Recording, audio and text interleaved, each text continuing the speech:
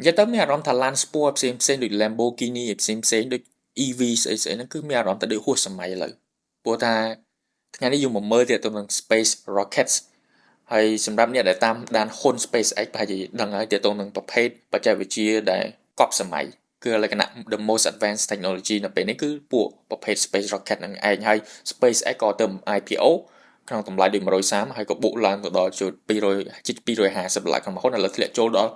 $137ក្នុងមួយហ៊ុនអញ្ចឹងបើទាំងអស់គ្នាចាប់អារម្មណ៍ទាក់ទងនឹងប្រភេទក្រុមហ៊ុនដែលផលិតបច្ចេកវិទ្យាកប់លូអញ្ចឹងអឺយើងក៏ត្រូវយល់ដែរថាប្រភេទ vehicle ឬក៏យានយន្តអីខ្លះដែលក្រុមហ៊ុននេះផលិតចេញមកអញ្ចឹងយើងទៅមើលទាក់ទងនឹង model ដែលរបស់ SpaceX ទាំងអស់គ្នានិយាយទៅ SpaceX ហ្នឹងគឺមានប្រភេទ vehicle 3ដែលគេប្រើប្រាស់ហើយឬក៏កំពុង testing នៅពេលបច្ចុប្បន្នហើយយើងទៅមើលទី1ហ្នឹងគឺតាក់ទងនឹង vehicle ដែលគេ test តាំងពីដែលក្រុមហ៊ុនបង្កើតនៅឆ្នាំ2022ធ្វើ test រហូតមាន Falcon 1 Falcon 1 SE មានប្រភេទផ្សេងទៀតដែលគេ fail តែចុងបញ្ចប់គេបានចម្រាញ់ចេញមកជា Falcon 9ដែលអាចប្រើប្រាស់បាននៅពេលបច្ចុប្បន្នដែល NASA ហ្នឹងទៅចុះកងត្រាជាមួយដើម្បី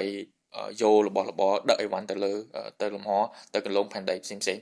ហើយអានឹងបើនិយាយទៅខ្លី Falcon 9គឺជាប្រភេទឡានដឹកទំនិញនិយាយទៅវាលក្ខណៈឡានដឹកទំនិញដែលគេកំពុងប្រើប្រាស់ជាប្រចាំនៅពេលបច្ចុប្បន្នដែលវា like technology សាហាវបំផុតឬក៏អត់មានណាធ្វើបានកម្ពស់របស់វាចូល70ម៉ែត្រហើយវាអាចដឹកទៅដល់ដឹកទំនិញរហូតទម្ងន់រហូតទៅដល់22,800គីឡូក្រាមដើម្បីឲ្យស្រួលយល់អានឹងគឺស្មើនឹងឡានក្រុងរបស់យើង24កៅអីហ្នឹងអា24កៅអីហ្នឹងផ្គួបជុំគ្នា10គ្រឿងបុកឡើងទៅលើហើយវាអញ្ចឹងយើងអាចប្រៀបធៀបប៉ុណ្ណឹងបានដើម្បីឲ្យគ្រាន់តែយល់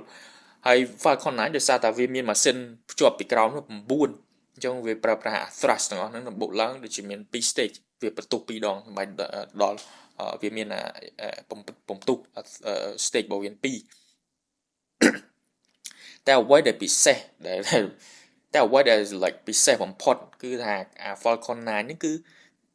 បុកឡើងទៅលើហើយអាចចុះចតមកវិញទៅលើផែនដីបានអញ្ចឹងឡើងទៅលើចតមកវិញដូចអត់មានអីកើតឡើងដូចឡើងចុះដូចធម្មតាដូចក្នុងរឿង sci-fi ហើយអាចយកមកប្រើប្រាស់បានតែវាអាចយកមកប្រើប្រាស់ម្ដងទៀតកាលពីដើមមកមានណាធ្វើអញ្ចឹងបានទេអានឹងគឺជាលើកទី1នៅក្នុងប្រវត្តិសាស្ត្ររបស់មនុស្សលោកយើងដែលអាចផលិតលក្ខណៈបាញ់ឡើងលើហើយចុះមកវិញ rocket បាញ់ឡើងលើចុះវិញយ៉ាងមកអេបឡើងមកលយហើយតម្លៃរបស់វានៅពេលបច្ចុប្បន្នគឺទាបបំផុតហើយនិយាយទៅសមរម្យបំផុតដែលយើងអាចប្រើប្រាស់បានហើយក៏ NASA ដូច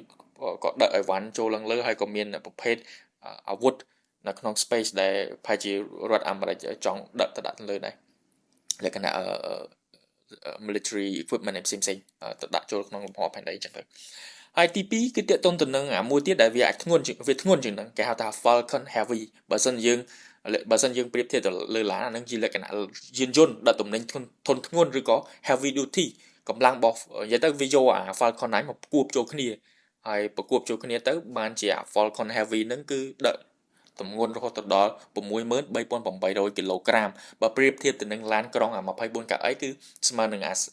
ឡានក្រុង30គ្រឿងហ្នឹងផ្គួបជុំគ្នានឹងបាញ់ឡើងលើហើយសម្រាប់ការងារផ្សេងៗណា rocket ធម្មតាមិនអាចធ្វើបានគឺគេទៅរក heavy ហ្នឹងឯងដើម្បីយកទៅប្រើហើយដូច NASA ផ្សេងៗ US government ផ្សេងៗក៏មានកងត្រាជាមួយ Falcon Heavy ដើម្បីដឹកអីវ៉ាន់ទៅ Space International Space Station ទៅដល់គន្លងផ្សេងៗចឹងដែរ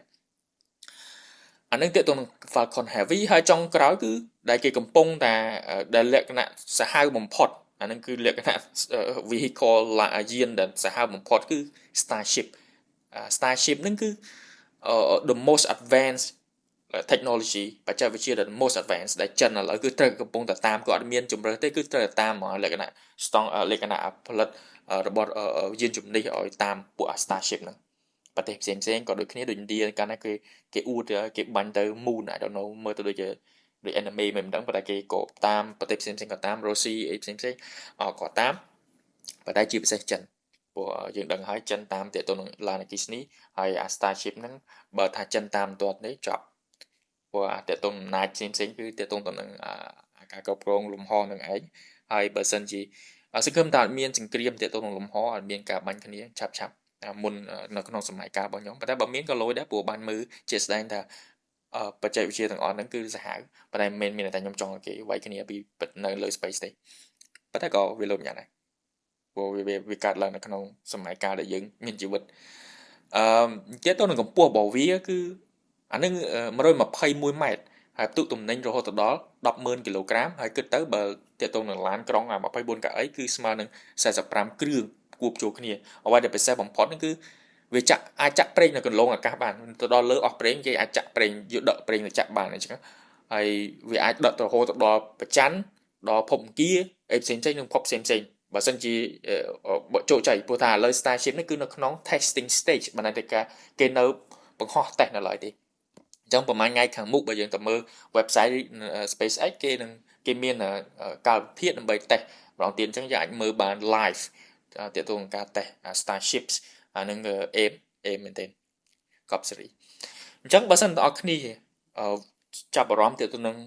ទីផ្សារ space ទីផ្សារលំហយានយន្តលំហអញ្ចឹងដកទំនិញទៅលំហអញ្ចឹងគឺ SpaceX ឥឡូវគឺនៅមុខគេហើយមានប្រភេទផ្សេងទៀតដោយ Blue Origin របស់ Jeff Bezos ហើយនឹងក្រុមហ៊ុនផ្សេងទៀតដែលកំពុងតែតាមហើយមាននៅចិនដែរហើយបើសិនយើងចង់វិនិយោគហ៊ុនដោយ SpaceX នៅ10ទៅ20ឆ្នាំខាងមុខប្រភេទផលិតផលសំខាន់របស់ SpaceX ដែលគេល្បីមកគឺមាន3ប្រភេទបច្ចុប្បន្នមាន Falcon 9 Falcon Heavy និង Starship ដែលកំពុងតែ test ប៉ុន្តែនេះក៏មិនមែនគ្រាន់តែជា product ឬផលិតផលដែលរបស់ SpaceX ដែរក៏មានប្រភេទផលិតផលផ្សេងទៀតដែល SpaceX មានដែរដូច AI មាន Starlink អីជាដើមអញ្ចឹងតែនេះគឺយើងគ្រាន់តែមើលមកកញ្ចប់ទាក់ទងនឹងឡានទាក់ទងនឹងយានយន្តដកទំនិញទៅលើលំហទេអញ្ចឹងនឹងហើយគឺជាប្រភេទយានយន្តហើយសង្ឃឹមទាំងអស់គ្នាបានយល់ខ្លះហើយចុងក្រោយបើសិនទាំងអស់គ្នាចង់បើកគណនីទិញហ៊ុនលក្ខណៈលំដាប់ SpaceX ផ្សេងៗអាចទាក់ទងខ្ញុំបើកឲ្យ free ហើយក្នុងឆ្នាំនេះខ្ញុំបើកឲ្យ free អញ្ចឹងទាក់ទងមកខ្ញុំនឹងបើកឲ្យហើយយើងក៏មានមេរៀនផ្សេងៗបាទចាប់អារម្មណ៍រៀនឬក៏ចង់ឲ្យខ្ញុំប្រឹក្សាចង់ឲ្យខ្ញុំបង្ហាញរបស់មួយចំនួនចង់ជួលខ្ញុំបង្ហាញអីផ្សេងៗយើងអាចពិភាក្សាគ្នាបានលក្ខណៈ private ទៀតក៏បានដែរអញ្ចឹងអរគុណច្រើនហើយយើងទៅមើលទាំងអស់គ្នាទៀតទាក់ទងនឹង SpaceX ហើយនឹងការប្រកួតប្រជែងនៅក្នុងលំហមួយនេះបាទអរគុណ